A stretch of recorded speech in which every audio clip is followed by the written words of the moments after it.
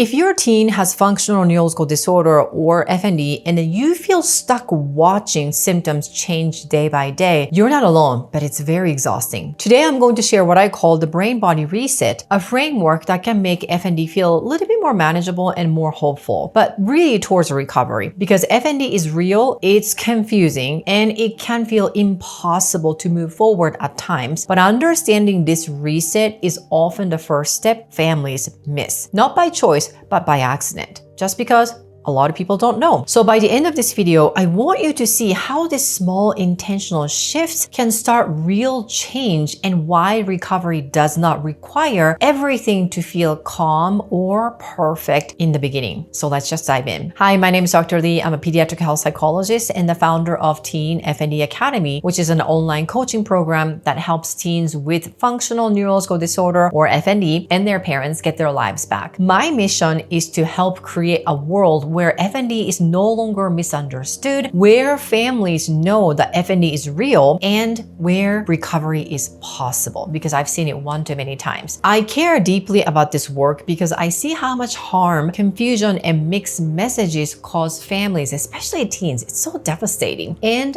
how powerful it is when parents and teens finally understand what is happening underneath and what actually helps. So let's dive in. Let's talk about why FND feels so tough. Symptoms often feel very unpredictable, and this is so common for teens, by the way. Less likely with adults, but it's a really common thing. Maybe one day your teen may have more energy or movement, and then the next day they're dealing with fatigue, tremors, brain fog, or withdrawal, dissociation, or seizure-like symptoms. This unpredictability is not random, even though it seems like it. And it's not by a choice either. Underneath it all, the brain is literally stuck in this survival loop. For some teens, that looks like fight or flight, constant tension, anxiety-like symptoms, or physical activation. For others, it might look like a frozen state, like shutting down, fatigue, dissociation, or loss of function. And a lot of teens actually go back and forth between this fight or flight or frozen. So if your teen is having both,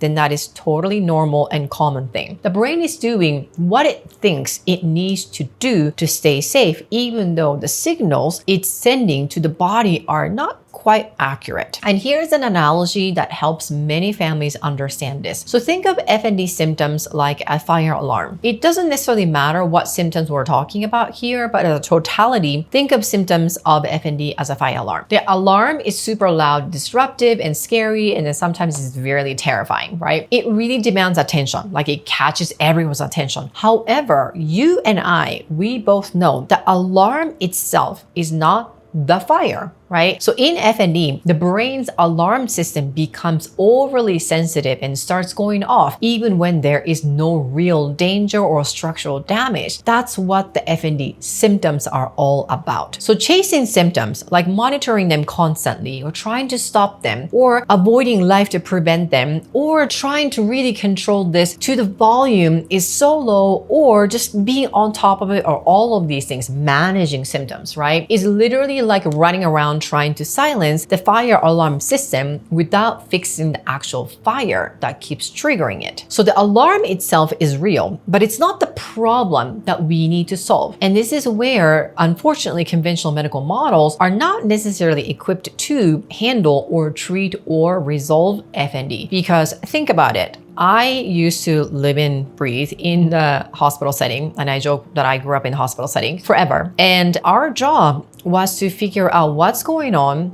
and in the acute setting, do the damage control just enough so then the patients are able to actually get better and resolve the situation in a different location, whether it's the partial hospitalization or rehab program or something called tertiary, or like the outside of the hospital settings. So this is where the hospital system is made up of. So to ask the hospital setting to completely resolve FND is kind of, again, not really jiving or matching with what needs to be accomplished, which is to resolve FND. So This brings us to this brain-body reset I talked about earlier. So at its core, FND happens when brain and body signals get stuck in this loop, like a traffic jam that cannot get clear. The brain-body reset is about creating the conditions that allow that jam to slowly loosen up. To be fair, it is not about forcing the symptoms away, and it is not about ignore them either. It is also not a simple nervous system glitch that can be fixed with one tool like, I don't know, acupuncture or breathing exercise alone. There's nothing wrong with acupuncture, yoga, breathing exercise, any of that. But FND is never just one thing. So if you're still thinking, oh, FND is just a nervous system glitch, so all I have to do is just calm down. Not really, because it involves biological factors, psychological patterns, and social and environmental factors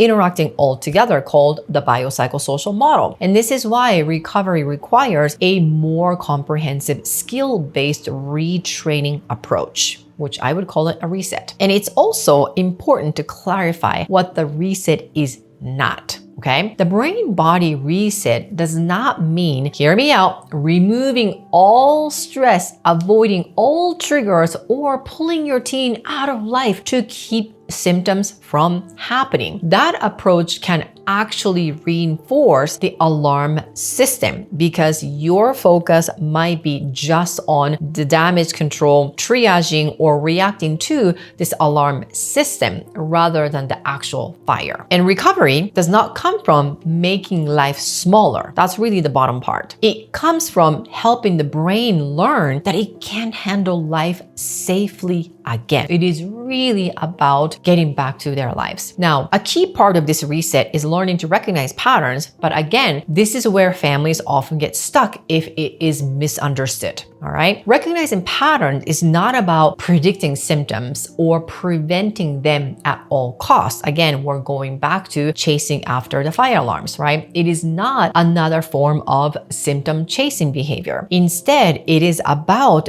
being aware, again, building awareness and a sense of control for the teens. So when teens understand their patterns, they are less afraid of symptoms when they show up, or if they show up, right? So the goal is not to eliminate every single alarm, but to change how the teen responds to it. So how do you actually start the reset in a healthy way and a more effective way? Well, the good news is you don't need massive interventions. The reset is literally built through small, consistent actions that increase a teen's sense of safety, agency, like a control, and confidence. And this might look like super short, structured movement sessions that the teen helps choose predictable routines that support the nervous system without avoiding life, and skill building around how to respond to symptoms with calm instead of fear. Each small success literally tells the brain, I can handle this. That message itself is far more powerful than trying to stop symptoms from happening. The caveat is this is not something you as a parent just tell your child, yeah, you can handle this, you've got this. Well, without the actual skills and practice and the reason behind it and all of that, your teen is going to feel very confused and not really motivated, right? Or not feeling confident, even though the confidence isn't necessarily required in the beginning. So this is something that they have to learn, practice, and make a lot of mistakes. So as teens build these skills, which I have tons of videos here, patterns naturally become a little bit more clear. And you may notice the symptoms increase with overwhelm or fatigue and ease when the teen feels more grounded or supported, for example, okay? This awareness is helpful, but again, it's not the main goal. Remember, the main goal is helping teens feel safe in their bodies and brain even when symptoms are present. Recovery does not mean the immediate absence of symptoms. Literally, recovery means symptoms no longer control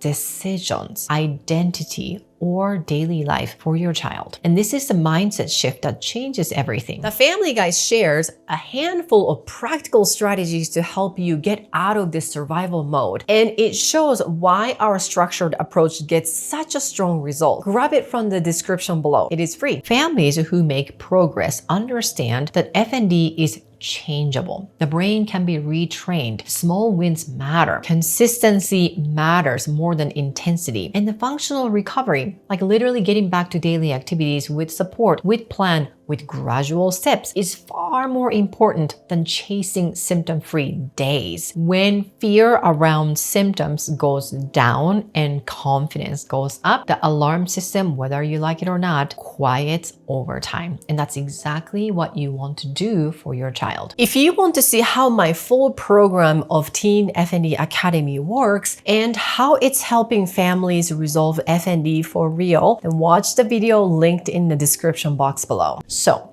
here is the big takeaway. FND feels overwhelming because the brain is stuck in the survival loop and the fire alarm keeps going off. The brain-body reset is not about silencing the alarm or avoiding life. It is about building skills, safety, and confidence so the brain no longer needs to sound the alarm so loudly or so often. And this is in my program where I talk about doing the right thing, all the skills and strategies with the right mindset. Both need to be present, like you're rowing a boat with both hands. So you're going somewhere rather than only one hand, and then you're working hard, but you're just going around circles. So when teens learn how to approach symptoms with calm and control while focusing on these daily functioning, real recovery becomes inevitable, whether you like it or not. Now, if you want to learn the exact strategies that actually help teens recover from FND, what works in real life and not just in theory, watch my next video, what actually helps your teen recover from FND, not what you think. I have linked it right here. It's a perfect next step after understanding this reset framework.